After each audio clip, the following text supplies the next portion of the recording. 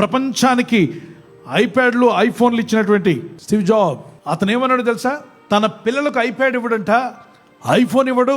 ఎందుకు అని అడిగితే, నా పిల్లలు క్రియేటివ్గా ఉండాలంటే వాళ్ళకి ఐప్యాడ్లు ఐఫోన్లు ఇస్తే వాళ్ళు క్రియేటివ్గా ఉండరు, వాళ్ళు డమ్మీస్గా తయారై ఇతరులు చేసిన ప్రోగ్రాం చూసి ఆనందిస్తూ నవ్వుకుంటూ ఉంటారు తప్ప వీడు ఒక ప్రోగ్రాం చేద్దామని ప్రోగ్రామర్గా అవుతాడని, వీడి తెలివితేటలు పెంచుకుంటాడని, వీడికున్న జ్ఞానాన్ని పెంచుకొని లోకానికి అందిస్తాడని వాడికి ఆ తెలివితేటలు రావు, డమ్మీ అయిపోతాడు.